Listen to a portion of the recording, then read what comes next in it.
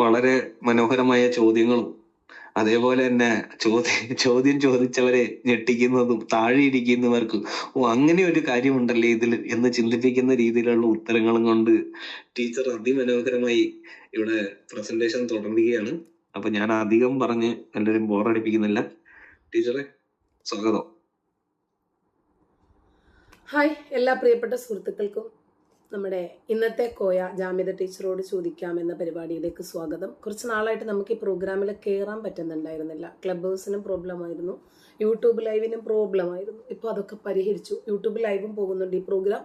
അപ്പോൾ ഇന്ന് ഈ കോയാമാര് രാജ്യങ്ങളിൽ ഉണ്ടാക്കിയ ബുദ്ധിമുട്ടുകൾ, പ്രയാസങ്ങൾ, പ്രതിസന്ധികൾ, ഇവരെന്തൊക്കെ തരത്തിലുള്ള തലവേദനകളാണ് ഒപ്പിച്ചിരിക്കുന്നത് എന്ന് ഒറ്റ വാക്കിൽ നമ്മളൊന്ന് ചർച്ച ചെയ്യുവാണ്.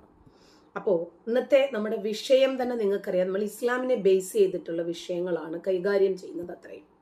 അതായത് എന്തുകൊണ്ടാണ് ഇസ്ലാം ഈ രൂപത്തിൽ വിമർശിക്കപ്പെടുന്നത്, ഇസ്ലാമിന് മാത്രമേ കുഴപ്പങ്ങളുള്ളൂ, ഇസ്ലാം മാത്രമേ വിശ്വാസയോഗ്യമല്ലാതായി മാറിയിട്ടുള്ളൂ തുടങ്ങിയ ഒട്ടനവധി വിഷയങ്ങൾ പല ആളുകളും ചോദിക്കാറുണ്ട്.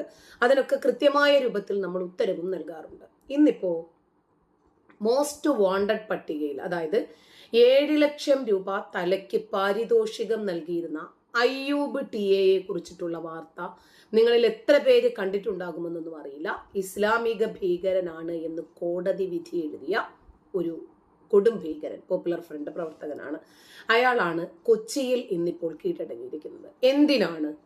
രാജ്യത്തെ സേവിച്ചതിന്റെ പേരിലല്ല, രാജ്യത്തെ തകർക്കാനും സമാന്തരമായിട്ടൊരു ഇസ്ലാമിക രാജ്യം പടുത്തുയർത്താനും ഈ രാജ്യത്തിന്റെ സമാധാനം കളയാനും രാജ്യവിരുദ്ധ പ്രവർത്തന കേസുകളിൽ ഇടപെട്ടിട്ട് NIA വലവീശിയപ്പോൾ NIA ഇയാളെ നോട്ടപ്പുള്ളിയായിട്ട് പ്രഖ്യാപിച്ച് ലുക്കൌട്ട് നോട്ടീസ് പുറപ്പെടുവിച്ചു കഴിഞ്ഞപ്പോൾ ഒളിവിൽ പോയി.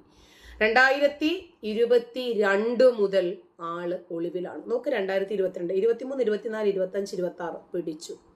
10 വർഷമാണ് സവാദ് ഒളിവിൽ പോയിരുന്നത്, ജോസഫ് മാഷിന്റെ കയ്യും കാലും വെട്ടിയിട്ട്. 10 വർഷം എടുത്തു അങ്ങനെ ഒരാളെ പിടിക്കാൻ. ഇത് NIA കയ്യിലായതുകൊണ്ട് വളരെ പെട്ടെന്ന് തന്നെ ആളെ പിടിച്ചു. അപ്പൊ ഇയാള് എറണാകുളം സ്വദേശിയാണ് TA അയ്യൂബ്. എറണാകുളത്ത് തന്നെയാണ് ഇയാൾ കീഴടങ്ങിയത്. അപ്പൊ പോപ്പുലർ ഫ്രണ്ടിന്റെ പ്രധാനപ്പെട്ട ഒരു ആയുധ പരിശീലകനായിരുന്നു. നമുക്കറിയാം, സിദ്ദീഖ് കാപ്പനെ പോലെയുള്ള നിരവധി പരിശീലകന്മാരുണ്ട് പോപ്പുലർ ഫ്രണ്ടിന്. അപ്പോ ഈ രാജ്യത്തെ സമാധാനത്തിലേക്ക് നയിക്കുക അഥവാ മതേതരത്വം സംരക്ഷിക്കുക എന്നത് ഹിന്ദുക്കളുടെ മാത്രം ബാധ്യതയാണോ? എനിക്ക് ഒന്നേ പറയാനുള്ളൂ, ഈ BJPക്ക് കിട്ടിയ ഭൂരിപക്ഷം ഏതെങ്കിലും ഒരു ഇസ്ലാമിക സംഘടനയ്ക്ക് ലഭിച്ചിരുന്നെങ്കിൽ, അതല്ലെങ്കിൽ ഇന്ന് ഹിന്ദുക്കൾ ഭൂരിപക്ഷമാണ് ഈ രാജ്യത്ത്, മുസ്ലിങ്ങൾ ഭൂരിപക്ഷമായിരുന്നെങ്കിൽ ഈ രാജ്യം ഇന്ന് ഒരു അഫ്ഗാനായി മാറുമായിരുന്നു, താലിബാനായി മാറുമായിരുന്നു. അത്രയും ഭീകരതയിലാണ് നമ്മൾ ഈ പോയിക്കൊണ്ടിരിക്കുന്നത്. പ്രത്യേകിച്ച് ഈ മദ്രസ പൊട്ടന്മാരായിട്ടുള്ള ആളുകളെ ഇളക്കി വിടാൻ വളരെ ഈസിയാണ്. ഇന്നലെ നമ്മുടെ മുക്കാൽ മീഡിയക്കകത്ത് നമ്മുടെ ഹിക്ക ഉണ്ട്, ദാവൂദ് ഹിക്ക വന്നിരുന്നു, ഹുക്ക വലിച്ചിട്ട് പറയുവാണ്, ഇപ്പോഴും എക്സ് മുസ്ലിങ്ങൾ എന്ന് പറയുന്ന ഒരു വിഭാഗം അറഞ്ചം പുറഞ്ചം ഇസ്ലാമിനെ തെറി പറഞ്ഞുകൊണ്ടാണ് സോഷ്യൽ മീഡിയയിൽ പ്രത്യക്ഷപ്പെടുന്നത്. നമ്മൾ എന്ത് തെറിയാ പറയുന്നത്? ആർക്കും കേൾക്കാൻ പറ്റാത്ത, കുടുംബമായിരുന്ന് ശ്രവിക്കാൻ പറ്റാത്തതൊന്നും നമ്മൾ പറയുന്നില്ല. പിന്നെ എന്തെങ്കിലും അതിനകത്തുണ്ടെങ്കിൽ ഖുർആനും ഹദീസുമല്ലേ പറയുന്നത്. അപ്പൊ അത്രയും മ്ലേച്ഛത നിറഞ്ഞ ഒരു ആശയത്തെ കുറിച്ച് പറയുമ്പോൾ അത്രയും മാന്യതയെ നമ്മൾ പ്രതീക്ഷിക്കാൻ പാടുള്ളൂ. കുടുംബമായിട്ടിരുന്ന് കേൾക്കാൻ പറ്റുമോ ഇല്ലേ എന്ന് ആദ്യം ഒന്ന് ചിന്തിക്കേണ്ടി വരുന്നു. എന്തുകൊണ്ടാ? അത് ഈ പുസ്തകത്തിന്റെ മഹത്വം കൊണ്ടാണ്. അതുപോലെ തന്നെ ഇസ്ലാമിനെ കുറിച്ച് വളരെ മോശം പറയുന്നു. ഇസ്ലാമിനകത്തുള്ള മോശത്തരങ്ങൾ മാത്രമേ നമ്മൾ പറയുന്നുള്ളൂ. അപ്പൊ അറഞ്ചം പുറഞ്ചം തെറി പറയുന്നു എന്നാ പറയുന്നത്. എന്നിട്ട് അദ്ദേഹം ഇരുന്ന് പറയാണ്, പ്രവാചകന്റെ വിവാഹമാണ് എക്കാലത്തും ഇവർക്ക് പറയാനുള്ളത്. അതെ, എക്കാലത്തും പ്രവാചകൻ മാതൃകയായതുകൊണ്ടാണ് ആ വിഷയം തന്നെ പറയേണ്ടി വരുന്നത്. അപ്പൊ എന്നിട്ട് അദ്ദേഹം ചോദിക്കുവാണ്, ഗാന്ധിജി ശൈശവ വിവാഹം കഴിച്ചിരുന്നില്ലേ? ഒന്ന് ആലോചിച്ച് നോക്കിക്കേ. ഈ കേൾക്കുന്ന ആളുകൾ അത്രമാത്രം മദ്രസ പൊട്ടന്മാരാണ് എന്ന് ഇദ്ദേഹത്തിന് 100% ഉറപ്പുള്ളത് കൊണ്ടാണ് പറയുന്നേ. ഗാന്ധിജി അള്ളാഹുവിന്റെ ദൂതനല്ല. ഗാന്ധിജിയുടെ 100 കണക്കിന് ഭാര്യമാരിൽ ഒരാളല്ല കസ്തൂർബ. ഗാന്ധിജി 6 മുതൽ 60 വരെ നടന്ന് കെട്ടിയിട്ടുള്ള ഒരു വ്യക്തിയല്ല. പിന്നെ മരണാസന്ന ദശയിൽ പോലും അദ്ദേഹം ഏറ്റവും കൂടുതൽ ഞാൻ ചെയ്തത് തെറ്റാണല്ലോ എന്ന് സ്വയം അപകർഷതാബോധത്തിൽ ഉരുകിത്തീർന്നതിൽ ഒന്ന് ആ ശൈശവ വിവാഹത്തെക്കുറിച്ചായിരുന്നു. പക്ഷെ പ്രവാചകന്റെ ജീവിതത്തിൽ അങ്ങനെ ഒരു വസ്തുത നമുക്ക് കേൾക്കാൻ പറ്റുന്നുണ്ടോ, കാണാൻ പറ്റുന്നുണ്ടോ, അറിയാൻ പറ്റുന്നുണ്ടോ? എന്തുകൊണ്ടാണ് ഇസ്ലാം വിമർശിക്കപ്പെടുന്നത്? അതിന്റെ യാഥാർത്ഥ്യം എന്താണ് എന്ന് പബ്ലിക്കിനെ ഒന്ന് മനസ്സിലാക്കി കൊടുക്കണം. ഈ ഗാന്ധിജിയെ വെച്ചിട്ടും ശ്രീകൃഷ്ണനെ വെച്ചിട്ടും മുൻപുള്ള ചക്രവർത്തിമാരെയും രാജാക്കന്മാരെയും ഒക്കെ വെച്ചിട്ട് അവരുടെ ദേവദാസി സമ്പ്രദായം ഒക്കെ വെച്ചിട്ട് ഈ പ്രവാചകനെ ഇവരെ അങ്ങോട്ടും ഇങ്ങോട്ടും കമ്പയർ ചെയ്യുമ്പോൾ ഇസ്ലാം വളരെ ചെറുതായി പോകുന്നു എന്ന് നിങ്ങൾ മനസ്സിലാക്കുക. അപ്പോ എന്തുകൊണ്ടാണ് ഞമ്മന്റെ പത്തരമാറ്റി ഇസ്ലാം വിമർശിക്കപ്പെടുന്നത് എന്ന് ആദ്യം ഇസ്ലാം മതവിശ്വാസികളെ നിങ്ങളൊന്ന് തിരിച്ചറിഞ്ഞാൽ മതി. കഴിഞ്ഞു പ്രശ്നം. ഓക്കെ,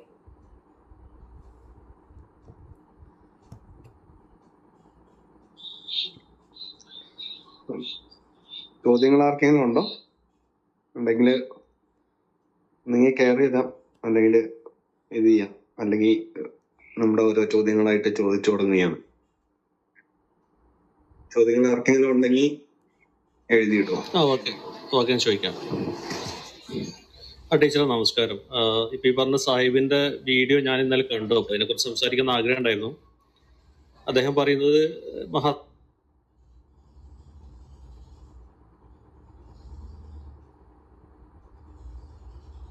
കേൾക്കുന്നില്ല.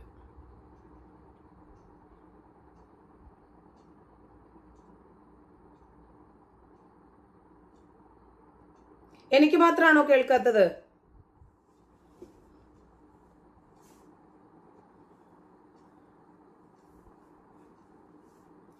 ഇറങ്ങിയിട്ട് കയറേണ്ടി വരുമായിരിക്കും.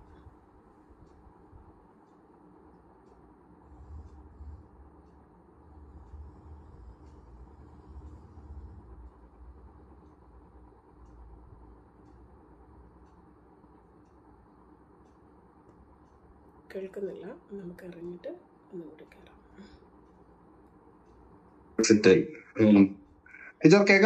എനിക്ക് ഇടയ്ക്ക് സൗണ്ട് അങ്ങോട്ട് പോയി. അപ്പൊ ഞാൻ ഇറങ്ങിയിട്ട് ഒന്നും കൂടി കയറി. എനിക്ക് ഇടയ്ക്ക് സൗണ്ട് പോയി. അപ്പൊ ഞാൻ ഇറങ്ങിയിട്ട് ഒന്നും കൂടി കയറി. അപ്പൊ ശരിയായി. ഇല്ല, കേട്ടില്ല. ടീച്ചർ ഇപ്പൊ ക്ലിയർ ആണോ? ക്ലിയർ. ഓക്കെ ടീച്ചർ നമസ്കാരം. അപ്പൊ ഈ സാഹിബിന്റെ വീഡിയോ ഞാൻ കണ്ടു, യൂട്യൂബിൽ വന്നിട്ടുണ്ടായിരുന്നു. അദ്ദേഹം പറയുന്നത് 6 വയസ്സിൽ പ്രവാചകന്റെ കല്യാണം തെറ്റാണെങ്കിൽ ഇന്ത്യയിൽ മഹാത്മാഗാന്ധി ഇത് മാത്രമല്ല ലോകത്ത് ഒരുപാട് മഹാന്മാർ ഇതുപോലെ തെറ്റുകൾ ചെയ്തിട്ടുണ്ട് എന്ന് അദ്ദേഹം ഒരു പൊതുവേദിയിൽ ഇരുന്നുകൊണ്ട് പബ്ലിക് ആയിട്ട് പറയാണ്. അപ്പോൾ ഈ സമയത്ത്, അതായത് മഹാത്മാഗാന്ധി കസ്തൂർബയെ കല്യാണം കഴിക്കുന്ന സമയത്ത് അദ്ദേഹത്തിന് എത്ര വയസ്സായിരുന്നു എന്നുള്ള കാര്യം അദ്ദേഹത്തിന് അറിയില്ല എന്ന് തോന്നുന്നു. അതൊരു കാര്യം. പിന്നെ അദ്ദേഹം പറയുന്നത് യുക്തിവാദികൾ എന്ന് പറഞ്ഞിട്ടുണ്ടെങ്കിൽ പ്രീ ഡിഗ്രിക്കാരുടെ ബുദ്ധിയിൽ നിൽക്കുന്ന ആളുകളാണ്, ആ നിലവാരം മാത്രമേ ഉള്ളൂ. അതിൽ കൂടുതൽ അവർ പഠിച്ചിട്ടും വിദ്യ അവർക്ക് ഇല്ല എന്ന് പറയുന്നത്. പക്ഷെ നമ്മൾ ഇസ്ലാമിന് അല്ലെങ്കിൽ യുക്തിവാദികൾ ഇസ്ലാമിനെ വിമർശിക്കാനുള്ള കാരണം ഇത് യുക്തിയുടെ മതമാണ്. അവിടെ ഓരോ സ്റ്റേറ്റ്മെന്റിൽ യുക്തി ഉണ്ട് എന്ന് പറയുമ്പോൾ അതിലെ യുക്തിയാണ് നമ്മൾ പരിഹരിക്കാൻ ശ്രമിക്കുന്നത്. അപ്പൊ ഇത് ആരാണ് ശരിക്കും പ്രീ ഡിഗ്രിയുടെ ബുദ്ധിക്കാര് ടീച്ചറെ? അപ്പം ഈ യുക്തിയുടെ മതമാണ് എന്ന് ചിന്തിക്കുന്ന ആളുകളാണോ യഥാർത്ഥത്തില് പ്രീ ഡിഗ്രി ബുദ്ധി, അതോ ഇതിനെ എതിർക്കുന്ന നമ്മളാണോ യഥാർത്ഥത്തില് പ്രീ ഡിഗ്രി ബുദ്ധി? അതാണ് ചോദ്യം. ഞാൻ ആ വിഷയത്തിൽ ഇന്നലെ ഹിക്കായ്ക്കൊരു മറുപടി പറഞ്ഞിട്ടുണ്ടായിരുന്നു. അതായത് ഇവന്മാരാരും സാധാരണഗതിയിൽ എൻ്റെ ഡിബേറ്റുകൾക്കൊന്നും ഇവരെ ഏറ്റെടുക്കാറില്ല ഒരു ചാലഞ്ചുകളും. ഇപ്പോൾ ചാനലുകളിൽ പോലും ചർച്ചയ്ക്ക് വരുമ്പോഴേക്ക് ഇവരൊക്കെ തന്നെ എന്നെ ചർച്ചയ്ക്ക് വിളിക്കാറുണ്ട്. അപ്പൊ ചർച്ചയ്ക്ക് വിളിക്കും, ചർച്ചയ്ക്കൊക്കെ പ്രിപ്പയർ ആയിരിക്കും. ശരി 8:30 മണിക്ക് ഓക്കെ ആകണം എന്ന് പറയും. ഒരു 8:35 ആകുമ്പോഴേക്ക് അവർ വിളിച്ച് പറയും, അയ്യോ ടീച്ചറെ സോറി കേട്ടോ, നിങ്ങളുണ്ടെങ്കിൽ അവർ ചർച്ചയ്ക്ക് വരില്ല എന്ന് പറഞ്ഞു. അങ്ങനെ അപ്പൊ പിന്നീട് വിളിക്കുമ്പോൾ ഞാൻ പറയാം, ആദ്യം തന്നെ നിങ്ങളൊന്ന് പറഞ്ഞേക്കണേ, കാരണം ഞാൻ ഒരുപാട് കാര്യങ്ങൾ പ്രിപ്പയർ ചെയ്ത് നിൽക്കും, എന്നിട്ട് ചർച്ച ചെയ്യാമെന്ന് വിചാരിക്കും. അവസാനം നിങ്ങളത് പറയുമ്പോഴേക്ക് എനിക്ക് ആ പ്രോഗ്രാമും പോകും. എനിക്കങ്ങനെ ഒരുപാട് ബുദ്ധിമുട്ടുകൾ ഉണ്ടായിട്ടുണ്ട്. അങ്ങനെയാണ് പിന്നീട് അതങ്ങോട്ട് ലോപിച്ച് പോയത്. കാരണം ഇവരോട് എന്ത് പറയുമ്പോഴും വസ്തുനിഷ്ഠമായി നമ്മളോട് നേർക്ക് നേരെ ചോദിച്ചാൽ റെഡിമെയ്ഡ് ആയിട്ട് ഇവർക്ക് ഉത്തരം കിട്ടും. അപ്പോ ചരിത്രപരമായ സംഭവങ്ങളെയും വ്യക്തികളെയും താരതമ്യം ചെയ്യുന്നത് ഇവരുടെ ആ ലോല മനസ്സും ഇവരുടെ LKG ബുദ്ധിയും എത്രമാത്രമുണ്ട് എന്ന് മനസ്സിലാക്കി തരാണ്. മദ്രസ അങ്കണത്തില് ആ മുറ്റത്ത് തുള്ളിക്കളിച്ചിട്ടുള്ള ആളുകൾക്ക് പോലും എത്ര വിവരമുണ്ടാകുമെന്നും അവിടെ നിന്ന് പഠിച്ചിറങ്ങിയ പണ്ഡിതന്മാർക്ക് എത്ര ബോധമുണ്ടാകുമെന്നും ഇന്ന് നമ്മൾ കണ്ടുകൊണ്ടിരിക്കുക. ഇത് രണ്ട് വ്യത്യസ്തമായിട്ടുള്ള സാഹചര്യങ്ങളാണ് എന്ന് പോലും ഇവർക്ക് അറിയാൻ പറ്റുന്നില്ല. പ്രവാചകൻ മുഹമ്മദ് നബി എന്ന് പറഞ്ഞാൽ ആരാ? ഖുർആൻ പറഞ്ഞ ലഖദ് കാന ലക്കും ഫീ റസൂലില്ലാഹി ഉസ്വത്തുൻ ഹസന, ഈ പ്രവാചകനിൽ ലോകാവസാനം വരെയുള്ള ജനതയ്ക്ക് ഉത്തമമായ മാതൃകയുണ്ട് എന്ന് ഖുർആൻ വിധി എഴുതിയ ആളാണ് പ്രവാചകൻ. പ്രവാചകൻ അള്ളാഹു തെരഞ്ഞെടുത്ത ദൂതനാണ്. അള്ളാഹു ദൈവികമായിട്ടുള്ള വെളിപാടുകൾ നൽകിയിട്ടുള്ള ആളാണ്. എന്നിട്ട് അള്ളാഹു പറയുന്നു, ലിയുൻദിറ മൻ കാന ഹയ്യൻ വയഹിഖൽ ഖൗലു അലൽ കാഫിരീൻ, ജീവിച്ചിരിക്കുന്ന ആളുകൾക്ക് മുന്നറിയിപ്പ് നൽകാനും അവരെ വിശ്വാസപരമായി സംസ്കരിക്കാനും അള്ളാഹു തെരഞ്ഞെടുത്ത ദൂതനാണ് പ്രവാചകൻ. ഗാന്ധിജി അതുപോലെയാണോ? ആ കാലഘട്ടത്തിലെ സാമൂഹിക സാഹചര്യങ്ങൾ ഒന്നും മനസ്സിലാക്കാതെ ഇത്തരം വസ്തുതകൾ ഇവരിങ്ങനെ വിളിച്ചു പറയുന്നത് ഇവരുടെ മുമ്പിലിരിക്കുന്ന ആളുകൾ അത് കണ്ണടച്ച് കേൾക്കും, അത് വിശ്വസിക്കുമെന്നുള്ളത് കൊണ്ടാണ്. നൂറ്റാണ്ടുകൾക്ക് മുമ്പുള്ള സാമൂഹിക സാഹചര്യങ്ങൾ, ആചാരങ്ങൾ 20-ാം നൂറ്റാണ്ടിലെ സാഹചര്യങ്ങളും തമ്മിൽ ഒരുപാട് അന്തരം നിൽക്കുമ്പോഴും ലോകാവസാനം വരെയുള്ള ജനതയ്ക്കു മാതൃകയായിട്ടുള്ള ഒരു പ്രവാചകനിൽ നിന്നും ഉണ്ടാകാൻ പാടുള്ളതാണോ ഇത്? രണ്ടും രണ്ടളവുകോലാണ്. ഒന്ന് സാധാരണക്കാരനായ ഒരു മനുഷ്യനാണ്. അപ്പോ ഇത്തരം താരതമ്യങ്ങൾ ചരിത്രപരമായിട്ടുള്ള സത്യം അന്വേഷിക്കുന്ന ആളുകളെ പോലും വഴിതെറ്റിക്കും. അതായത് ചരിത്രം പരിശോധിക്കുമ്പോൾ സാമൂഹിക സാഹചര്യങ്ങള്, വ്യക്തി സാഹചര്യങ്ങള്, അവരാരായിരുന്നു, എന്തിനു വേണ്ടിയായിരുന്നു, തന്നെയുമല്ല പ്രവാചകന്റെ ജീവിതത്തില് തള്ളാനൊന്നുമില്ല, കൊള്ളാനേ ഉള്ളൂ എന്നാണ് ഖുർആൻ പറഞ്ഞത്. ലാ യൻതിഖു അനിൽ ഹവാ ഇൻ ഹുവ ഇല്ലാ വഹ്യുൻ യൂഹാ, അള്ളാഹുവിന്റെ ദൈവിക ബോധനം അനുസരിച്ചിട്ടല്ലാതെ പ്രവാചകൻ സംസാരിച്ചിട്ടില്ല, പ്രവാചകൻ ഒന്നും ചെയ്തിട്ടില്ല എന്ന ഗാന്ധിജി അങ്ങനെയാണോ? ഇനിയും പ്രീ ഡിഗ്രിക്കാരന്റെ മതമാണ് യുക്തിവാദം എന്നാണ് നമ്മുടെ ഹിക്ക പറയുന്നത്. കേരളത്തിലെ പാരമ്പര്യ യുക്തിവാദത്തിൽ പെടുന്ന ചിലർക്ക് ഇതൊരു പ്രശ്നമല്ല. അവരെ സംബന്ധിച്ച് ഹിക്കായ്ക്കും മീഡിയ ഫണ്ടിനും എതിരെ പറയുന്നത് തന്നെ ഇസ്ലാമോഫോബിയയുടെ പദ്ധതിയാണ്. കാരണം ഇവരുടെ തീവ്രവാദത്തെയും ഭീകരതയെയും ഇസ്ലാം മത രാഷ്ട്രവാദത്തെയും ആരെതിർത്താലും ആര് വിമർശിച്ചാലും ചോദ്യം ചെയ്താലും അവരൊക്കെ ഇസ്ലാമോഫോബിക്കിന്റെ ആൾക്കാരായിട്ടാണ് മാറുന്നത്. യുക്തിവാദം മൊത്തത്തിൽ ഇപ്പോ ഇവര് തന്നെ പറയുന്നു ബ്രാഹ്മണിസമാണെന്ന് കരുതുന്നവരുണ്ട്, കമ്മ്യൂണിസമാണെന്ന് കരുതുന്നവരുണ്ട്. കാരണം ഈ മതം വിട്ട ആളുകളൊക്കെ ചെന്ന് ചേരുന്നത് ആ ഇസത്തിലേക്കാ. അപ്പൊ യുക്തിവാദം എന്നത് റാഷണലിസത്തെ കുറിച്ചിട്ടാണോ നമ്മുടെ ഹിക്ക പറഞ്ഞത് എന്നറിയില്ല. ഇനിയും പ്രീ ഡിഗ്രി എന്ന് പറഞ്ഞാൽ ഡിഗ്രിക്ക് മുമ്പുള്ള ഒരു കോഴ്സാണ് പ്രീ KG. നമ്മൾ അങ്ങനെയാണ് മനസ്സിലാക്കുന്നത് അത്. അപ്പൊ ഒരു ഡിഗ്രിക്കാരൻ യുക്തിവാദം തെരഞ്ഞെടുത്തു, അതല്ലെങ്കിൽ അയാൾ ഡിഗ്രിക്ക് ചെല്ലുമ്പോൾ അവൻ അത് കളയാനും വേറൊരു വിഷയം തെരഞ്ഞെടുക്കാനും അവസരമുണ്ടല്ലോ. അതായത് യുക്തിവാദം മതം പോലെ തെരഞ്ഞെടുക്കാൻ പറ്റുന്ന ഒന്നല്ല എന്നാണോ ഇദ്ദേഹം പറയുന്നത്? മതം നമുക്ക് ലഭിക്കുന്നത് നമ്മുടെ മാതാപിതാക്കളിൽ നിന്ന്. ഒരു നേഴ്സ് വിചാരിച്ചാൽ തീരാവുന്ന വിഷയമേ ഉള്ളൂ. അമേരിക്കയിൽ ജനിച്ചിരുന്നെങ്കിൽ ഒരുപക്ഷെ ക്രിസ്ത്യാനിയാകുമായിരുന്നു, ഇസ്രായേലിൽ ജനിച്ചിരുന്നെങ്കിൽ ജൂതനാകുമായിരുന്നു, അത്രയൊക്കെ തന്നെ ഉള്ളൂ. അത് അറേബ്യൻ കൺട്രിയിലാണെങ്കിൽ ഒരു സുഡു ആകുമായിരുന്നു. ഇന്ത്യയിൽ ജനിച്ചതുകൊണ്ട് വേണമെങ്കിൽ ഒരു ഹിന്ദു ആകാനുള്ള സാധ്യത കൂടുതലാണ്. ആഫ്രിക്കയിലോ അതല്ലെങ്കിൽ മറ്റ് ഏതെങ്കിലും ഐലൻഡിലോ ഒക്കെ ജനിച്ചതായിരുന്നെങ്കിൽ മറ്റേതെങ്കിലും ഒക്കെ ദൈവത്തെ ആകുമായിരുന്നു നമ്മൾ ആരാധിക്കാൻ സാധ്യത. അപ്പൊ മതം പഠിച്ചിട്ട് മതം ഫോളോ ചെയ്യണോ വേണ്ടേ എന്ന് മനസ്സിലാക്കുന്ന ആളുകളുണ്ട് യുക്തിവാദികളിൽ. മതത്തെക്കുറിച്ച് പഠിക്കുക, നമ്മളൊക്കെ മതവിശ്വാസികളായി നമ്മുടെ മാതാപിതാക്കളിൽ നിന്നും കിട്ടിയത് കൊണ്ടല്ലേ. അപ്പൊ ദാവൂദ് പോലും 99% പലപ്പോഴും നിരീശ്വരവാദമാണ് പറയാറുള്ളത്. പലപ്പോഴും അത് 100 കണക്കിന് വിഷയങ്ങൾ ഞാൻ തന്നെ എടുത്ത് റിവ്യൂ ചെയ്തിട്ടുള്ള വിഷയങ്ങളുണ്ട്. ഇപ്പൊ അള്ളാഹു എങ്ങനെയാണ് ഒരു മനുഷ്യനെ സൃഷ്ടിച്ചത്, അങ്ങനെ തന്നെ അങ്ങ് മുമ്പോട്ട് പോയാൽ പോരെ? ദാവൂദിക്ക എന്തിനാ കണ്ണട വെച്ചിരിക്കുന്നത്? അള്ളാഹു അദ്ദേഹത്തിന്റെ കണ്ണ് ഭാഗികമായിട്ടുള്ള കാഴ്ച ഷോർട്ട് സൈറ്റ് ആയിരിക്കും, ലോങ് സൈറ്റ് ആയിരിക്കും, അതല്ലെങ്കിൽ തിമിരമായിരിക്കും, കാഴ്ചക്കുറവായിരിക്കും, അങ്ങനെ തന്നെ അങ്ങ് മുന്നോട്ട് പോയാൽ പോരെ? അപ്പൊ ഹിക്ക പറയുന്ന യുക്തി കൊണ്ട് ലോകത്തിലെ എല്ലാ പ്രശ്നങ്ങൾക്കും പരിഹാരമില്ല എന്നതാണ് സത്യം. തന്നെയുമല്ല, യുക്തി എന്ന് പറഞ്ഞാൽ അനേകം ടൂളുകളിൽ ഒന്ന് മാത്രമാണ്.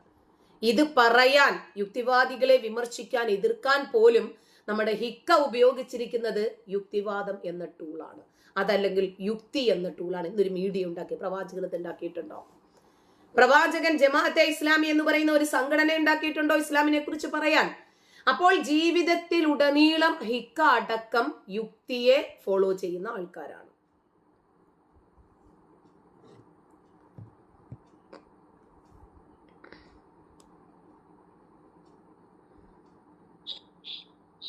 യോദാ 3 ചോദ്യം പോലെ അതെ അതെ, അതായത് ഇക്ക വലിയ തമാശക്കാരാന്ന് കേട്ടിട്ടുണ്ട്. അപ്പം അത് കറക്റ്റാണ്. കാരണം എങ്കിലും ഇത്തരം തമാശകൾ പൊതുവേദിയിൽ ഇരുന്നിട്ട് പബ്ലിക് മീഡിയത്തിൽ പറയുന്നത് എത്രത്തോളം ഉചിതമാണെന്നുള്ള കാര്യത്തിൽ മാത്രമേ സംശയം ടീച്ചറെ. ഞാൻ നിർത്തിയതോടുകൂടി വാക്കിനി അടുത്താലേക്ക് പോയിക്കോളാം. ഓക്കെ, ടീച്ചറെ ഞാൻ ശ്രദ്ധിച്ചേക്കുന്ന ഒരു കാര്യം പറയാം. ഞാൻ ഈ എന്താ പറഞ്ഞേ, ഈ ചൈൽഡ് മാരേജ്, ഒരു കൊച്ചിന്റെ കല്യാണം കഴിച്ചത് ഇത് ഞങ്ങളുടെ സ്കൂള് കാലം തൊട്ടേ വലിയ ഞങ്ങൾ അവിടെ വന്ന ഇസ്ലാമിക പ്രഭാഷണം നടത്താൻ വന്ന സ്കൂളിലുണ്ടായിരുന്ന എതിരുണ്ടായിരുന്നവന്മാരുടെ അടുത്ത് ഉപയോഗിച്ചുകൊണ്ടിരുന്ന ഒരു തുരുപ്പിയിട്ടാണ്. അത് എന്തോ ഒരു കയ്യൊപ്പ് പോലെ ഇതിനകത്ത് ദൈവികമായ ഒന്നുമില്ല എന്നുള്ള നിലനിൽക്കുകയാണ്.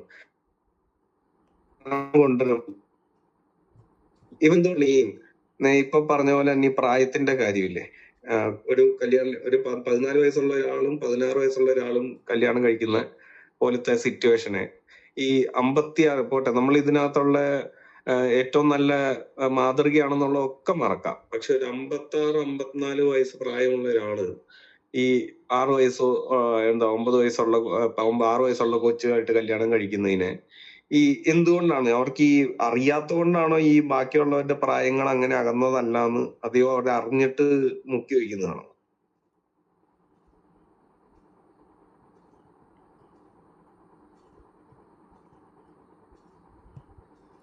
അതല്ല, ഇപ്പോ നമ്മുടെ മുജാഹിദ് ബാലുശ്ശേരി പറഞ്ഞത് കേട്ടില്ലേ, 1000 ആളുകളുടെ തലയന്റെ പ്രവാചകൻ അരിഞ്ഞിട്ടുണ്ടെങ്കിൽ ആ തലയരിയൽ കാരുണ്യമാണ് എന്ന് പറഞ്ഞത് കേട്ടിട്ടില്ലേ? അതായത് തക്ലീദ് എന്നാണ് അറബിയിൽ അതിന് പറയുക, അന്ധമായ അനുകരണം. പ്രവാചകൻ കള്ളു കുടിച്ചിട്ടുണ്ടെങ്കിൽ അതൊക്കെയാണ്, പ്രവാചകൻ മദ്യപിച്ചിട്ടുണ്ടെങ്കിൽ അതും അതുപോലെ തന്നെ, പ്രവാചകൻ പെണ്ണു പിടിച്ചിട്ടുണ്ടെങ്കിൽ അതെ. ഈ ആധുനിക കാലഘട്ടത്തിലും കോട്ടിട്ട് വന്ന് പബ്ലിക്കിന്റെ മുമ്പിലിരുന്ന് ഈ സോഷ്യൽ മീഡിയ കാലഘട്ടത്തിൽ പോലും ഈ 6 വയസ്സുകാരിയെ 53 വയസ്സുകാരൻ കെട്ടിയതിനെ സംബന്ധിച്ച് ന്യായീകരിക്കേണ്ടി വരുന്നത് ഇവരുടെ ഗതികേട് കൊണ്ടാണ്.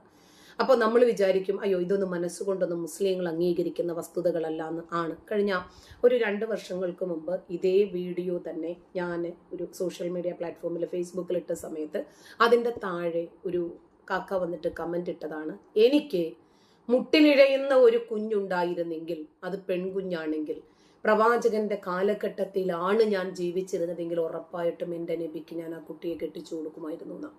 അപ്പൊ ഇവരുടെ മാനസിക വളർച്ച ഇത്രയേ ഉള്ളൂ. പ്രവാചകൻ എന്താണോ ചെയ്തത്, എന്താണോ പറഞ്ഞത്, അതിനെ കണ്ണടച്ച് അനുധാവനം ചെയ്യുക. അതായത് ഇതൊരു സങ്കീർണതയേറിയ വിഷയമാണ് എന്നിവർ മനസ്സിലാക്കുന്നില്ല. അതല്ലേ ഉള്ളൂ നിങ്ങൾക്ക് പറയാൻ, എല്ലാ കാലത്തും നിങ്ങൾക്ക് ഞങ്ങളുടെ നബിയെക്കുറിച്ച് പറയാൻ ഇതല്ലേ ഉള്ളൂ എന്ന് പറഞ്ഞ് ഒരു മുടന്ത ന്യായം പറഞ്ഞിട്ട് ഇവർ രക്ഷപ്പെട്ടു പോകുവാണ്. പ്രവാചകന്റെ വിവാഹം എല്ലാ കാലഘട്ടത്തിലും പ്രവാചകൻ മാതൃകയാണ് എന്നതിനെ ആശ്രയിച്ചിട്ടിരിക്കും വിമർശനങ്ങൾ വരിക.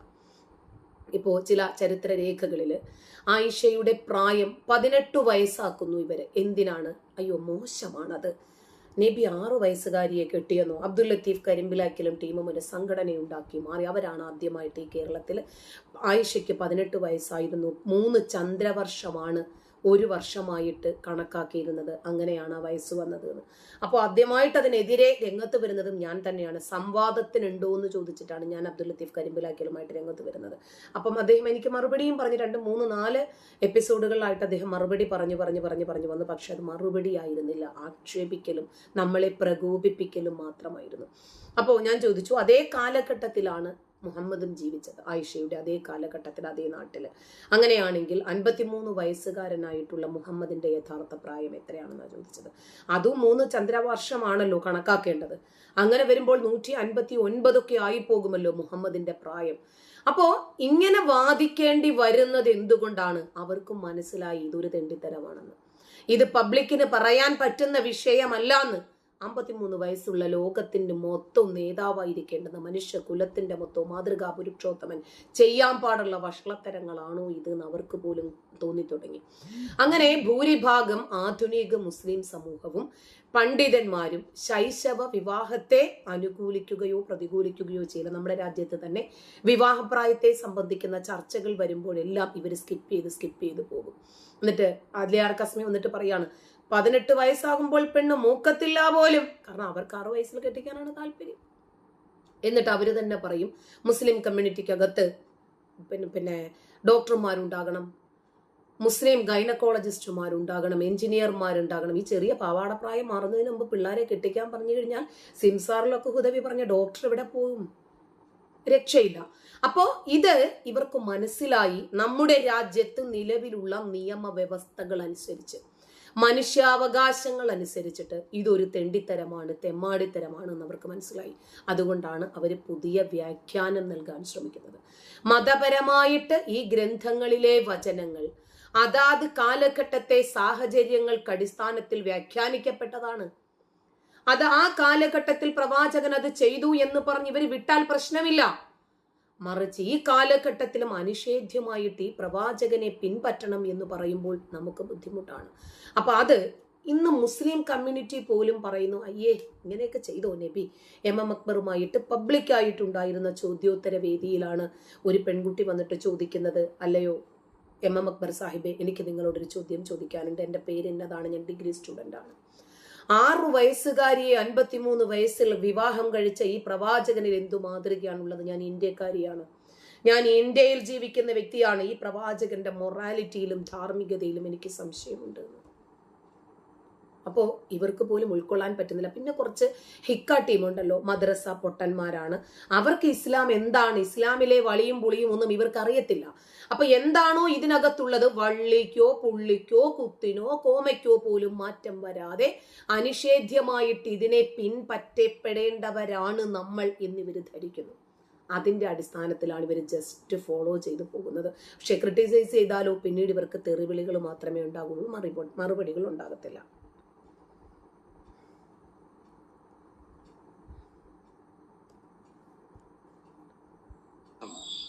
ടീച്ചറെ, അപ്പൊ ഞാൻ ജസ്റ്റ് ഒരു ആഡ് ഓൺ ക്വസ്റ്റ്യൻ ചോദിക്കുക. അപ്പൊ ടീച്ചർ പറയുന്നത്, അതായത് സാധാരണ ഒരു മനുഷ്യന് ഒരു വിവേചന ബോധം ഉണ്ടാവുമല്ലോ കുറച്ചു കാലം ഒരു സമൂഹത്തിലായിട്ട് ജീവിക്കുമ്പോ. അതായത് കുട്ടികളെ അങ്ങനെയൊന്നും കല്യാണം കഴിച്ചു വിടുന്നതും ചെയ്യുന്നതൊന്നും ശരിയല്ല. അത് ഏത് മനുഷ്യനും ഏത് വിശ്വാസമൊക്കെ ആണെങ്കിലും ഉണ്ടായി വരേണ്ടതാണല്ലോ. അപ്പൊ ഇവർക്കത് പൂർണ്ണമായും ഇല്ലാതെ ആവുകയാണെന്നാണ് ടീച്ചർ പറയുന്നത്. അങ്ങനെയാണെങ്കിൽ അങ്ങനെയുള്ള ഒരു കാര്യം വരെ എന്തുകൊണ്ടാണ് അങ്ങനെ ഉണ്ടാകുന്നത്? എന്താണ് ആ സമൂഹത്തിലുള്ള എന്തും നടപടി കൊണ്ടാണ് അവർക്ക് ആ വിവേചന ബോധം പോലും ഇല്ലാതെയായി പോകുന്നത്?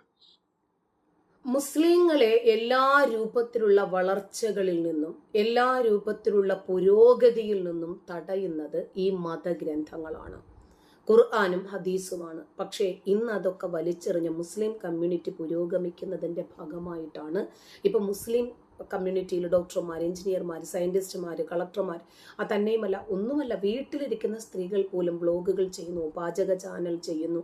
അവരും മനസ്സിലാക്കുന്നു, ഞാൻ വീട്ടുപണിയെടുത്തിട്ടാണെങ്കിലും ശരി എൻ്റെ കുട്ടിയെ പഠിപ്പിക്കണം, എൻ്റെ കുട്ടിയെ നല്ല നിലയിൽ എത്തിക്കണം, എൻ്റെ അവസ്ഥ എൻ്റെ കുട്ടിക്ക് ഉണ്ടാകരുത് എന്നവർ ആഗ്രഹിക്കുന്നുണ്ട്. പക്ഷേ ഇവരെ മുഴുവനും നമുക്ക് ഒരു തട്ടിൽ നിർത്താൻ പറ്റില്ല. ഇവർക്ക് വിവേചന ബുദ്ധി ഇല്ലാത്തതല്ല. ഇനിയിപ്പോ നമ്മുടെ സക്കരിയ സ്വലാഹിയോട് ഒരു വാപ്പ വിളിച്ചിട്ട് ചോദിക്കുവാണ്, എൻ്റെ മോള് +2 പഠിക്കുന്നത്, ളുഹറും അസറും എൻ്റെ മോൾക്ക് നമസ്കരിക്കാൻ പറ്റുന്നില്ല ഉസ്താദെ, എന്താ ചെയ്യുന്നത്? അപ്പൊ ഇയാള് കളിയാക്കി പറയണം, എന്തെങ്കിലും ഇളവ് കിട്ടുമോ എന്ന് അറിയാൻ വേണ്ടിയിട്ട് എന്നെയാണ് വിളിക്കുക. അപ്പൊ അദ്ദേഹം പറഞ്ഞു, ഇന്ന് നിർത്തണം എൻ്റെ കുട്ടിയുടെ +2. ഇദ്ദേഹം തന്നെയാണ് ഈ പറയുന്നത്, സക്കരിയ സ്വലാഹി തന്നെയാണ്. അദ്ദേഹത്തെ വിളിച്ച ഒരു പേരന്റുമായിട്ടുള്ള അനുഭവം അദ്ദേഹം പറയുവാണ്. എന്നിട്ട് അദ്ദേഹം പറയാണ്, എൻ്റെ കുട്ടിയെ +2 പാപ്പിച്ചോ, ഇജെ എത്ര പഠിച്ചു എന്ന് പഠിച്ചോൻ ചോദിക്കില്ല, പക്ഷെ നിസ്കരിച്ചിട്ടുണ്ടോ എന്ന് നിന്നോടും ചോദിക്കും, നിന്റെ കുട്ടിയോടും ചോദിക്കും. അതുകൊണ്ട് ഇന്ന് നിർത്തണം നിന്റെ കുട്ടിയുടെ +2. ഇദ്ദേഹം ആ കുട്ടിയുടെ പേരന്റിനോട് ഈ രൂപത്തിൽ പറഞ്ഞു എന്ന് അദ്ദേഹം ഒന്ന് പറയുകയാണ് പബ്ലിക്കില്. എന്നിട്ട് അദ്ദേഹം അടുത്ത വാക്ക് പറയാണ്, ഇവരുടെ നിലവാരം എവിടെ പോയി എന്ന് നോക്കണമെന്ന്. നമ്മൾ ഇദ്ദേഹത്തിന്റെ നിലവാരത്തെയാണ് വിലയിരുത്തുന്നത്. അപ്പോ എല്ലാവരെയും ഒരേ തട്ടിലല്ല വിവേചന ബുദ്ധി ഉപയോഗിച്ചിട്ട് മാറുന്ന ആളുകളുണ്ട്. ഏതൊരു മതസമൂഹത്തെയും പോലെ തന്നെ മുസ്ലിങ്ങൾക്കിടയിലും ചിന്താഗതികളിലും വിശ്വാസപരമായിട്ടുള്ള സമീപനങ്ങളിലും വലിയ വൈവിധ്യമുണ്ട്. ഞാൻ തന്നെ അതിന് തെളിവല്ല. ഈ മുസ്ലിം കമ്മ്യൂണിറ്റിയിൽ നിന്ന് ഖുർആൻ പഠിച്ച്, ഹദീസ് പഠിച്ച്, അറബി കോളേജിൽ പഠിപ്പിച്ച് ഖുർആൻ ക്ലാസ്സുകൾ എടുത്ത് ഇമാമായി നിന്നതിന് ശേഷമാണ് ഞാൻ ഈ മതം ഉപേക്ഷിക്കുന്നത്. അപ്പൊ നമുക്ക് വിവേചന ബുദ്ധിയുണ്ട്, എല്ലാവർക്കും ഉണ്ട്. പക്ഷെ എവിടെ ആരാണത് അപ്ലൈ ചെയ്യുന്നത് എന്നതിനെ അപേക്ഷിച്ചിരിക്കും. ഇപ്പൊ മതഗ്രന്ഥങ്ങളിലെ വചനങ്ങള്, ചരിത്രപരമായിട്ടുള്ള സംഭവങ്ങളെയൊക്കെ ഈ ഉസ്താദുമാര് വളയ്ക്കുന്നു, ഒടിക്കുന്നു. നമ്മൾ അതിനെ അന്വേഷണത്വര കൊണ്ട് കണ്ടെത്തുവാണ്. ഓരോ വ്യക്തിയുടെയും ചിന്താശേഷിയും വിദ്യാഭ്യാസവും സാമൂഹികമായിട്ടുള്ള സാഹചര്യത്തെയും ഒക്കെ ആശ്രയിച്ചിരിക്കും അവന്റെ വിവേചന ബുദ്ധി എങ്ങനെ പ്രവർത്തിക്കണം എന്നത്. ഇപ്പോ മതഗ്രന്ഥങ്ങളിലെ വചനങ്ങൾ ഇന്നത്തെ കാലഘട്ടത്തിലെ മാനദണ്ഡങ്ങൾ വെച്ച് പരിശോധിക്കാൻ ശ്രമിക്കുന്നു അവർ. അതുകൊണ്ട് തന്നെ അക്രമങ്ങൾക്കോ കൊള്ളയ്ക്കോ കൊലയ്ക്കോ ഒക്കെ ഇവരെ ന്യായീകരണം കണ്ടെത്തുന്നു. അതല്ലെങ്കിൽ അത്തരം പദപ്രയോഗങ്ങളും അത്തരം വചനങ്ങളും പബ്ലിക്കിൽ ഇവർ എടുക്കാതിരിക്കുന്നില്ലേ? അതിവരുടെ വിവേചന ബുദ്ധിയാ. കാരണം വിമർശനങ്ങൾ എമ്പാടും നേരിടേണ്ടി വരും. ഇന്ന് ഇവർക്ക് കളിയും കുളിയും മാത്രമേ ഒരു കാലത്ത് ഈ മതപ്രഭാഷകന്മാർക്ക് പറയാനുണ്ടായിരുന്നുള്ളൂ. ഇന്ന് തീക്ഷ്ണമായ രൂപത്തിലുള്ള വിമർശനങ്ങൾ നേരിടേണ്ടി വരുന്നത് കൊണ്ട് തന്നെ പ്രസംഗത്തിന് കൊണ്ടുവരുമ്പോൾ തന്നെ ആ കമ്മിറ്റിക്കാർ പറയുന്നു, അതേ വഷളത്തരങ്ങളൊന്നും പറയല്ലേ, സോഷ്യൽ മീഡിയയുടെ കാലഘട്ടമാണ്, പലരും വീഡിയോ പിടിക്കും, അത് വലിയ രൂപത്തിലുള്ള വിമർശനങ്ങൾക്ക് കാരണമാകുമെന്ന് പറയുവാണവര്. അപ്പൊ ആധുനിക സാമൂഹിക മൂല്യങ്ങൾക്കും മനുഷ്യാവകാശങ്ങൾക്കും വിരുദ്ധമായിട്ടുള്ള ഏത് തരം പ്രവൃത്തിയെയും എതിർക്കുന്ന ഒരു വിഭാഗം ആളുകൾ ഇവർക്കുള്ളിൽ നിന്ന് തന്നെ വളർന്നു വരുന്നു. നമുക്കും വേണ്ടത് ആ പുരോഗതിയാണ്. അപ്പൊ സമുദായത്തിനകത്ത് തന്നെ ഇത്തരം വിഷയങ്ങളിൽ വലിയ ചർച്ചകളും അഭിപ്രായ ഭിന്നതകളും നടക്കുന്നു എന്നാണ് നമ്മൾ മനസ്സിലാക്കേണ്ടത്. അപ്പോൾ ഒരു ഏകീകൃത നിലപാട് സ്വീകരിക്കാൻ മതപൗരോഹിത്യത്തിന് പോലും സാധിക്കുന്നില്ല. അപ്പോ വിവേചന ബുദ്ധിയുള്ളവരും ഇതിനെയൊക്കെ വിമർശനാത്മകമായി കാണുകയും ചിന്തിക്കുകയും പഠിക്കുകയും മനസ്സിലാക്കുകയും ചെയ്തിട്ട് അയ്യോ ഇതുമായിട്ട് പൊരുത്തപ്പെടാൻ നമുക്ക് ബുദ്ധിമുട്ടാണ് എന്ന് പറഞ്ഞത് വലിച്ചെറിഞ്ഞു പോകുന്ന ആളുകളുമുണ്ട്. ഇനി നമ്മുടെ നാട്ടിൽ ഇപ്പൊ നിങ്ങൾ കാണുന്നത് നമ്മളെപ്പോലെ കുറച്ച് ആളുകൾ മതം ഉപേക്ഷിച്ചത് മാത്രമല്ലേ, മതം ഉപേക്ഷിക്കാതെ തന്നെ ഫേക്ക് ഐഡികളിൽ വന്നിട്ട് എത്രയോ വിശ്വാസികൾ വളരെ മോശമായിട്ട് മതത്തെ പരിഹസിക്കുകയും കമന്റ് ഇടുകയും ചെയ്യുന്ന ആളുകളുണ്ട്. ഇവരൊക്കെ ഒരു അവസരം കിട്ടിയാൽ നമ്മളോട് പറയാണ്, ടീച്ചർ ഇന്ന ഫേക്ക് ഐഡി ഞാനാണ്, എനിക്ക് റിയൽ ഐഡിയിൽ വന്ന് പറയാൻ പേടിയാണ്, ശിവന്മാരെ എങ്ങനെയെങ്കിലും ഒന്ന് പൊളിക്കണ്ടേ, അതുകൊണ്ട് ഞാൻ ആ രൂപത്തിൽ വരുന്നതാണ് എന്ന് പറയുന്ന എത്രയോ ആളുകളുണ്ട്. അപ്പൊ മുസ്ലിങ്ങൾക്ക് വിവേചനമുണ്ട്, വിവേചന അധികാരമുണ്ട്, ബുദ്ധിയുണ്ട്, യുക്തിയുണ്ട്. പക്ഷെ അത് പ്രയോഗിക്കുന്നതിൽ നിന്നും അവരെ തടയുന്നത് ഈ മതപൗരോഹിത്യമാണ്.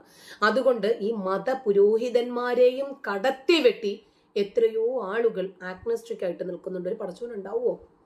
ചിലപ്പോൾ കാണുമായിരിക്കും. ഈ പടച്ചോനായിരിക്കുമോ? ഓ, നമുക്ക് അന്വേഷിച്ച് കണ്ടെത്തണം. അങ്ങനെ പറയുന്ന എത്രയോ ആളുകളുണ്ട്. ഇനിയും ഒരു വിഭാഗം ആളുകൾ, ഇന്ന് യുവാക്കളിലെ തന്നെ കുറച്ച് ആളുകൾ യൂട്യൂബ് ചാനലുകൾ ഉണ്ടാക്കി, ഫേസ്ബുക്കിൽ പേജുകൾ ഉണ്ടാക്കി ഈ മതപുരോഹിതന്മാരുടെ വെളിവുകേടുകളെ എടുത്ത് കാണിച്ച് അറഞ്ചം പുറഞ്ചം പിച്ചിക്കീറി വെളുത്ത് വെക്കുന്ന ആളുകളുണ്ട്. ഇതൊക്കെ ഒരു തരം പുരോഗമനമാണ്. അതായത് ഇതിനകത്ത് നിന്ന് തന്നെയാണ് ഇതിനൊരു നവീകരണം വരേണ്ടത് എന്ന് പുതുതലമുറ കണ്ടെത്തുവാണ്. Okay, yes. ഒരു ചോദ്യം കൂടെ, ലാസ്റ്റ് ചോദ്യം. ഇപ്പൊ ടീച്ചർ ഇപ്പൊ ലാസ്റ്റ് പറഞ്ഞത് ഒരു കിടിലൻ കാര്യമാണ്. അതിന്റെ ഉള്ളിൽ നിന്ന് കറക്ഷൻ വന്നു തുടങ്ങുന്നുണ്ടെങ്കിൽ അത് നേരെ ആവാനുള്ള സമയം അടുത്തു വരുന്നു എന്നാണ് അതിന്റെ ലക്ഷണം. അപ്പം ഞാൻ ചോദിക്കുകയാണ്, അപ്പൊ ഈ പുരോഹിതന്റെ മാത്രമാണോ ഇതിലെ പ്രശ്നം? പൗരോഹിത്യം ഒന്ന് ഒതുങ്ങി കഴിഞ്ഞു കഴിഞ്ഞാൽ ഇത് ശരിയാവുമോ? അതെയോ പൗരോഹിത്യത്തെക്കാളും കൂടുതൽ ഈ സൊസൈറ്റിയുടെ ഉള്ളിലുള്ള എന്തെങ്കിലും മറ്റൊരു സ്ട്രക്ചർ സോൾവ് ആവണോ? അതെയോ പൗരോഹിത്യം സോൾവ് ആയി കഴിഞ്ഞാൽ അത് തന്നെ സോൾവ് ആകുമോ? ഇല്ല, സോൾവ് ആകുമെന്നല്ല ഞാൻ പറഞ്ഞത്.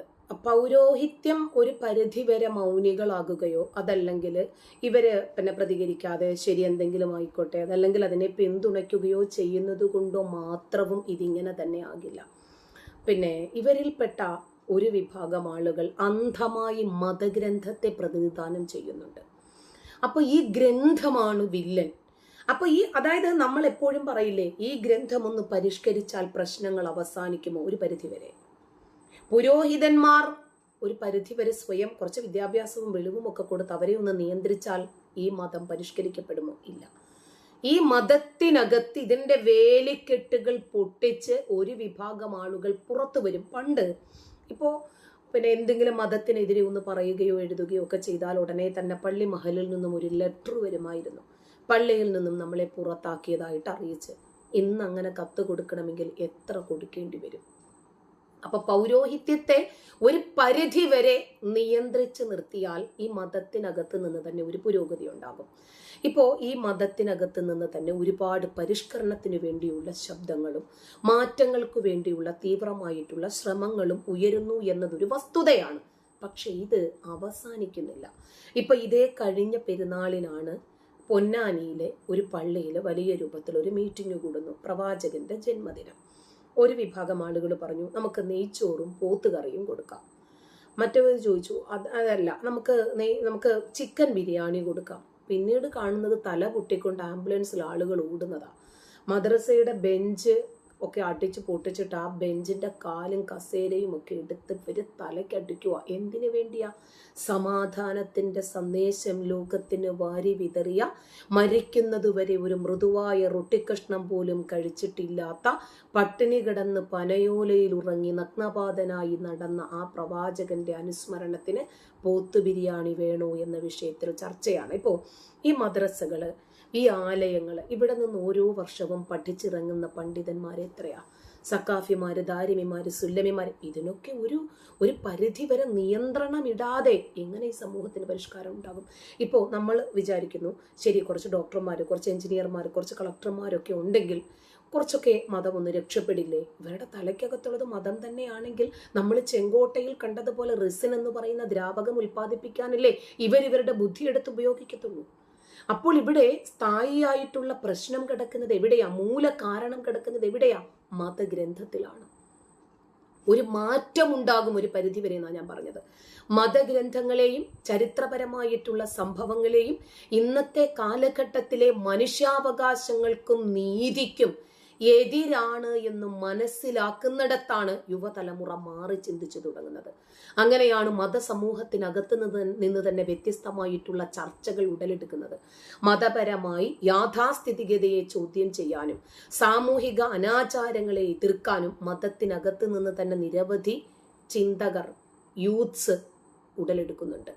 ആധുനിക ശാസ്ത്രം, ജനാധിപത്യം, മനുഷ്യാവകാശം ഇതുമൊക്കെയായിട്ട് ചേർന്ന് മതമൂല്യങ്ങൾ പോകത്തില്ല എന്നുള്ള അവരുടെ ബോധ്യം അപ്പോഴും ഈ മതപുസ്തകങ്ങളാണ് യഥാർത്ഥ കാരണം എന്നിവർ മനസ്സിലാക്കണം.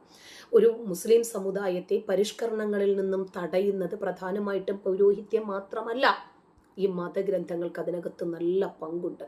പൗരോഹിത്യം എന്ന് പറഞ്ഞാല് അവര് വലിയ ഒരു പങ്കാണ്, ഘടകമാണ്, സംശയമില്ല.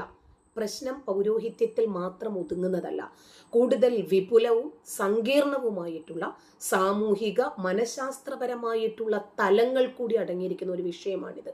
അതായത് ഒന്ന്, മതപരമായ ആശയങ്ങളെ എങ്ങനെ സ്വീകരിക്കണം, എവിടെയാണ് അതിന് കുഴപ്പം, ഇതിന് അന്തിമമായി തീരുമാനമെടുക്കേണ്ടത് ആരാ? വിശ്വാസികൾ തന്നെയാണ്. പൗരോഹിത്യം നൽകുന്ന അതേ നിർദ്ദേശങ്ങൾ തൊള്ള തൊടാതെ വിഴുങ്ങണോ, അതോ യുക്തിപരമായിട്ടുള്ള ചോദ്യങ്ങൾ ഉയർത്തണോ എന്ന് ഇവരുടെ വിവേചന ബുദ്ധി ഇവിടെ പ്രവർത്തിക്കണം.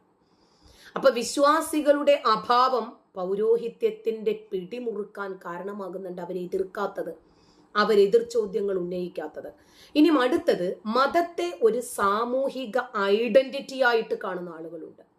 അതിനെ ചോദ്യം ചെയ്യുന്നത് സമൂഹത്തിൽ നിന്ന് ഒറ്റപ്പെടുത്തുന്നതിനോ അതല്ലെങ്കിൽ സമുദായത്തിനകത്ത് തന്നെ വലിയ രൂപത്തിൽ ശത്രുത നേരിടേണ്ടി വരുന്നതിനോ ഒക്കെ കാരണമാകുന്നു എന്ന ഭയം. അതുകൊണ്ട് പലപ്പോഴും അവർ മൗനം പാലിക്കുന്നുണ്ട്. അപ്പോൾ ഇവർക്ക് വിമർശിക്കാൻ, എതിർ ചോദ്യങ്ങൾ ഉന്നയിക്കാനുള്ള ഇവരുടെ ഭയം ഒരു പരിധിവരെ കാരണമാണ്.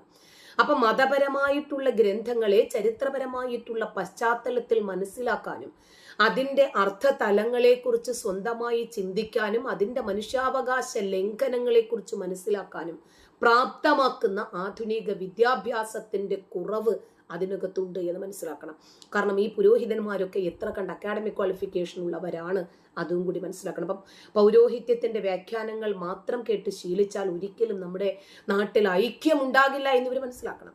ഇനി മതത്തെ അധികാരവുമായി ബന്ധിപ്പിക്കുമ്പോൾ അത് രാഷ്ട്രീയമായിട്ട് മാറുന്നുണ്ട്. അധികാരം കൈയാളുന്ന ആളുകൾ സ്വന്തം താല്പര്യങ്ങൾക്ക് വേണ്ടി മതത്തെ ഉപയോഗിക്കുന്നു. ഇപ്പോ ലീഗ് നേതൃത്വമാണെങ്കിലും പാണക്കാടാണെങ്കിലും ഇവരൊക്കെ എന്തുവാ ചെയ്യുന്നത്? കാന്തപുരമാണെങ്കിലും മതത്തെ അവർ ടൂളായിട്ട് ഉപയോഗിക്കുവാണ്.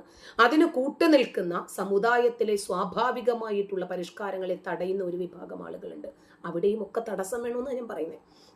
ഭൂരിഭാഗം ആളുകളും സ്വന്തം മതഗ്രന്ഥങ്ങൾ സ്വന്തമായിട്ട് വായിച്ചു മനസ്സിലാക്കുന്നതിനേക്കാൾ മറ്റുള്ളവർ പറഞ്ഞു കൊടുക്കുന്ന വ്യാഖ്യാനങ്ങൾ കണ്ണുമടച്ച് തൊള്ള തൊടാതെ വിഴുങ്ങിക്കൊണ്ടിരിക്കുക. അതുകൊണ്ട് മാറ്റം വരണമെങ്കിൽ പൗരോഹിത്യത്തിന്റെ ഘടനയിൽ വരുന്ന മാറ്റത്തിനോടൊപ്പം തന്നെ വിശ്വാസികളുടെ മനോഭാവങ്ങളിലും വിമർശനാത്മകമായി ചിന്തിക്കാനുള്ള കഴിവിലും ശക്തമായ രൂപത്തിലുള്ള മാറ്റങ്ങൾ ഉണ്ടാകണം.